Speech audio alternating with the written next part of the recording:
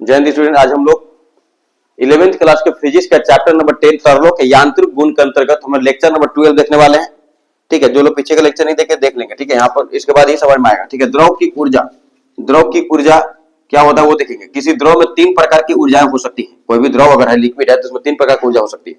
गतिज ऊर्जा kinetic energy, स्थितिज ऊर्जा यानी कि पोटेंशियल एनर्जी, और दाब ऊर्जा प्रेशर एनर्जी। ठीक है, गतिज ऊर्जा क्या होता है, बल्कि हम जानते आ रहे हैं कि किसी पदार्थ के कणों की गति के कारण उसमें निहित ऊर्जा जो है क्या कहलाता है, गति ऊर्जा कहलाता है। उसी प्रकार बोल रहे द्रव में उसकी गति के कारण उपस्थित ऊर्जा गतिज ऊर्जा कहलाती है। ठीक है, एम द्रव्यमान एवं भी वेग से गतिशील द्रव की गतिज ऊर्जा 1/2 mv²। ठीक है, तो द्रव की इकाई गतिज ऊर्जा क्या होगा, इकाई द्रव्यमान की गति है तो द्रव्यमान से भाग देंगे तो एम कट जाएगा तो 1/2 v² हो जाएगा। ठीक है, फिर यहाँ पर उसका वेग रहेगा। ठीक है, स्थितिज ऊर्जा क्या होगा, तो एच ऊंचाई एवं द्रव्यमान m के द्रव की स्थितिज ऊर्जा क्या होगा, mgh, m गुना g गुना h। ठीक है, तो इकाई द्रव्यमान की स्थितिज ऊर्जा m गुना g गुना h, इसलिए हम क्या करेंगे, द्रव्यमान से भाग देंगे m से, m कैंसिल आउट हो जाएगा, g इंटू h, g गुरुत्व h रहेगा उसका ऊंचाई। ठीक है, अब देखेंगे दाब ऊर्जा प्रेशर एनर्जी क्या होता है।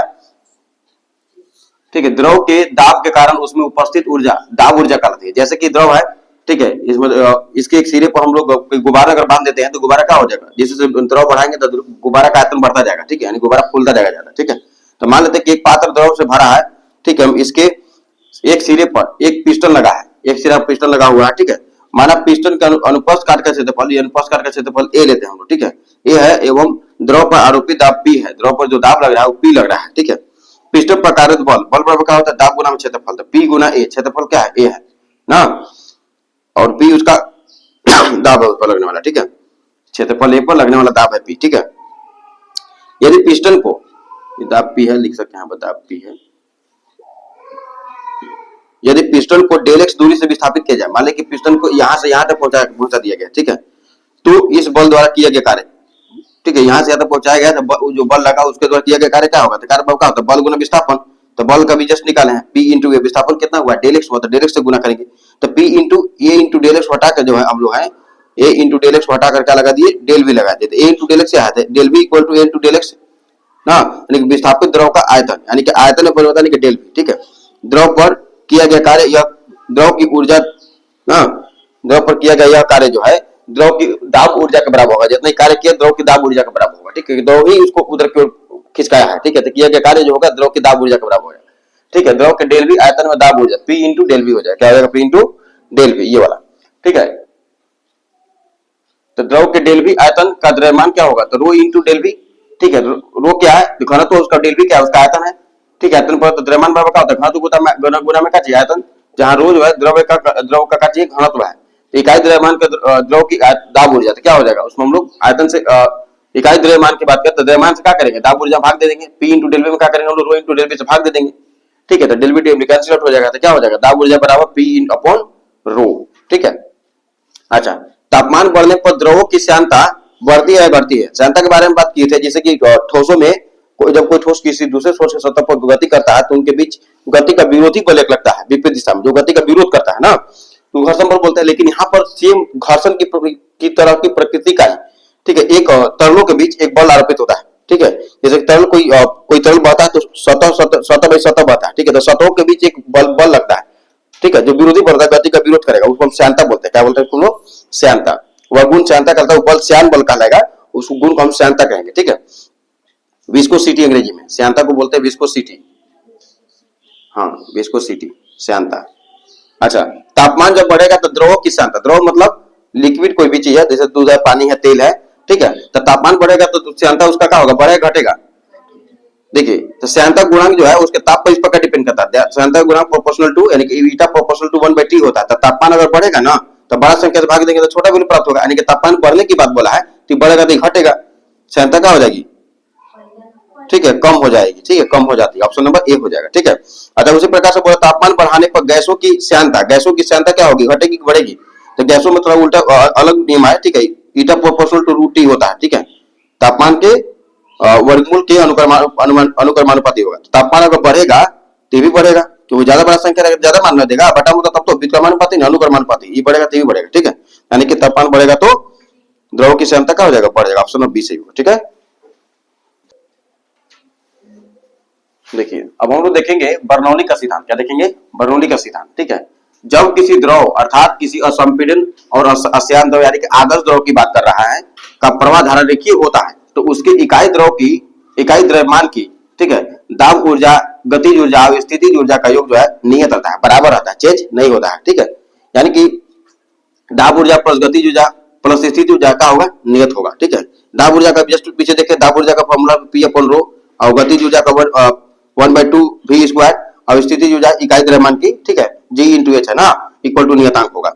सत्यापन, मान ली कोई पाइप है, ठीक है, यह भूमि से h1 ऊंचाई पर है, इधर वाला भाग h2 ऊंचाई पर है, ठीक है। इस जगह के अनुप्रस्थ काट का क्षेत्रफल a1 है और दाब p1 है, ठीक है।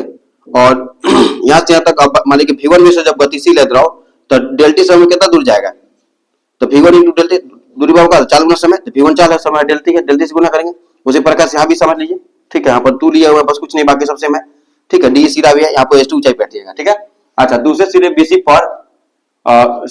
पर डेल्टी समय में तरल पर किया गया कार्य, सिरे बीसी पर डेल्टी समय में किया गया कार्य क्या होगा, कार्य बराबर क्या होता है, बल गुना विस्थापन, बल होगा F1 अब विस्थापन क्या होगा डेल, अब जस्ट बोले विस्थापन वाला होगा, यही सिखाता क्या कहता ना, डेल्टी समय में तो गुना करेंगे। अब बल बराबर क्या होता है, बल बराबर दाब गुना में क्षेत्रफल, तो दाब को P1 और इसको A1 लिया क्षेत्रफल को, ठीक है। अच्छा, तो P1 इंटू अब इसको गुना करेंगे, क्योंकि लंबाई है एक प्रकार से, अब ये क्षेत्रफल है, गुना करेंगे तो क्या आ जाएगा, आयतन हो जाएगा, क्या हो जाएगा, आयतन। आयतन को हम लोग क्या लिखेंगे, डेल भी लिखेंगे, क्योंकि डेल अल्प समय है तो अल्प यहाँ पे आयतन आएगा, आयतन परिवर्तन अल्प होगा, ठीक है, डेल भी लिखेंगे, ठीक है। क्योंकि तरल का समान आयतन सिरे डी के समय डेल्टी में गुजरता है, अतः यहाँ पर तरल पर किया गया कार्य क्या होगा, सेम इसी प्रकार होगा जैसे लिखे थे W1 equal to P1 A1 into V1 into del T, उसी प्रकार से यहाँ पे लिखेंगे W2 equal to P2 A2 into del to V2 into del T, ठीक है। किया गया कार्य क्या होगा, यहाँ पे देखिए जैसे P1 इंटू डेल भी निकाला है, P2 इंटू डेल भी निकल जाएगा, ठीक है। किया गया कुल कार्य क्या होगा, तो कुल कार्य हो जाएगा दोनों में किए गए कार्यों के अंतर के बराबर होगा, ठीक है। तो W1 माइनस W2 जितना यहाँ कार्य किए, यहाँ पे जितना कार्य किए, दोनों का अंतर के बराबर होगा। तो अभी निकाले P1 इंटू डेल भी, इसको निकाला है P2 इंटू डेल भी, ठीक है। दोनों का डेल भी कॉमन ले लेंगे, आयतन परिवर्तन कॉमन लेंगे, दोनों आयतन सेम रहेगा, यहाँ पर भी आयतन जितना होगा उतना आयतन यहाँ पर भी होगा, ठीक है, द्रव का। तो क्या हो जाएगा P1 माइनस P2 बच जाएगा, ठीक है।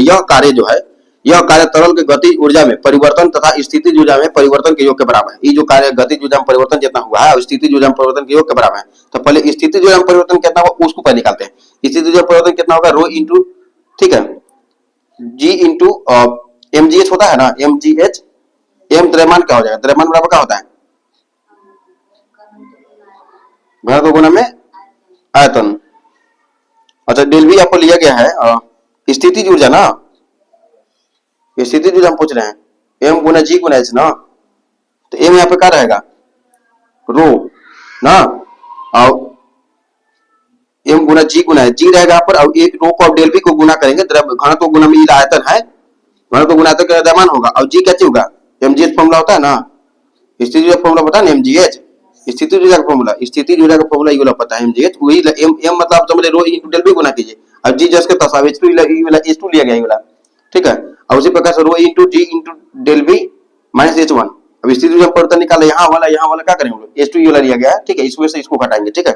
तो क्या होगा, अभी में रो इंटू जी इंटू डेल भी का कॉमन ले लेंगे तो क्या बचेगा, H2 माइनस H1 बचेगा, ठीक है। क्योंकि गतिज ऊर्जा में परिवर्तन क्या होगा, गतिज ऊर्जा में परिवर्तन 1/2 mv का होता है, तो मतलब क्या द्रव्यमान बराबर घनत्व गुना में आयतन, तो घनत्व ये आयतन है 1/2 mv, v की जगह पर क्या V2 वेग है ना, V2 के स्क्वायर करेंगे, यहाँ पर विषय में यहाँ पर V1 वेग है तो V1 के स्क्वायर करेंगे, ठीक है। 1/2 इंटू रो इंटू डेल भी कॉमन ले लेंगे हम लोग, ठीक है। तो क्या बचेगा V2 के स्क्वायर माइनस V1 के स्क्वायर, कार्य ऊर्जा परिमेय से क्या होगा, जो ये वाला ऊर्जा होगा ना, और जो गतिज ऊर्जा स्थिति ऊर्जा दोनों का मतलब ये वाला ऊर्जा जो है गतिज ऊर्जा स्थिति ऊर्जा के योग के बराबर हो जाएगा, ठीक है। तो इस ऊर्जा को गतिज ऊर्जा डेल यू, स्थिति ऊर्जा डेल यू और गतिज ऊर्जा का डेल के दोनों का जोड़े है ना, उसको बराबर किए हैं। अभी इसको डेल भी कॉमन निकालेंगे, रो इंटू बाकी को अंदर ही रखेंगे, डेल भी कॉमन लेंगे, डेल भी कट जाएगा आयतन परिवर्तन, ठीक है। तो P1 माइनस P2 बचेगा, इसे गुना करेंगे इसमें, ठीक है, रो इंटू जी इंटू H2, रो इंटू जी इंटू H1, ठीक है, माइनस में, और 1/2 इंटू जी V2 के स्क्वायर माइनस 1/2 इंटू V1 के स्क्वायर, जो 1 वाला एक तरफ कर दीजिए, 2 वाला एक तरफ कर दीजिए, ठीक है। तो देख पा रहे हैं कि P1 इंटू रो इंटू जी इंटू H1 ना, प्लस 1/2 रो इंटू V1 के स्क्वायर, देखिए बाकी जो है यहाँ पर 1 है तो यहाँ पे 2 बचेगा, 1 है तो यहाँ 2, ठीक है। रो इंटू जी इंटू H1, रो इंटू जी इंटू H2 है 1/2 इंटू रो इंटू V1 के square, 1/2 into rho into V2 के स्क्वायर आ रहा है, ठीक है। मतलब कि वन वाला जो चीज है इधर में 2 वाला के बराबर हो रहा है, कहने का मतलब यहाँ पर जितना ऊर्जा है, ठीक है, दाब ऊर्जा, गतिज ऊर्जा, स्थिति ऊर्जा जो है, कहने का मतलब क्या हो जाएगा, दाब ऊर्जा, गतिज ऊर्जा, स्थिति ऊर्जा क्या हो जाएगा, बराबर हो जाएगा, जितना यहाँ पर होता है यहाँ पर भी, ठीक है। तब मैंने हर जगह का मतलब कि यहाँ पे कहीं भी सिरे में कोई भी भाग में हम लोग ले, ठीक है, तो कुल ऊर्जा जो है नियत रहेगा, ये कहने का मतलब है। ठीक है, तो यहाँ पे इसको हम जो नियत इसी को दोनों में सेम आ रहा है, तो इसलिए नियत लिख दिया हूँ। ठीक है, वन यहाँ से हटा दीजिएगा, नियत लिख दिया ना। दो तरफ क्या करेंगे, रो से भाग देंगे। अब हम फॉर्मूला भी पीछे पिछले टॉपिक में हम लोग देखे, दाब ऊर्जा गति स्थिति ऊर्जा का फॉर्म हम लाना चाहते हैं, ऐसे यहाँ तक भी कहेगा तभी बरनौली करनी है। ठीक है, लेकिन अब हम लोग उस फॉर्म में लाना चाहते हैं तो क्या करेंगे, दो तरफ रो से भाग देंगे। तो रो से भाग देंगे तो यहाँ पर आधार बांटेंगे, रो रो कटेगा, यहाँ पर रो रो कट जाएगा। और यहाँ पर चूंकि रो भी एक नियतांक है, ठीक है, द्रव का घनत्व जो नियतांक ही होगा, वो चेंज नहीं होगा ना समय के साथ, इसलिए उसको नियतांक ही मान के चलेंगे। भाग देंगे नियतांक में नियतांक से, तो नियतांक बचेगा। ठीक है, और यहाँ पर रो रो कट जाएगा। ठीक है, ये रो रो यहाँ से भी कटेगा, तो पी अपन रो इंटू एच बचेगा, प्लस 1/2 वी स्क्वायर बराबर नियतांक। यही बर्नौली का सिद्धांत है, ये सी होगा। ठीक है, तब तो मिलते हैं नेक्स्ट वीडियो में। Thanks for watching.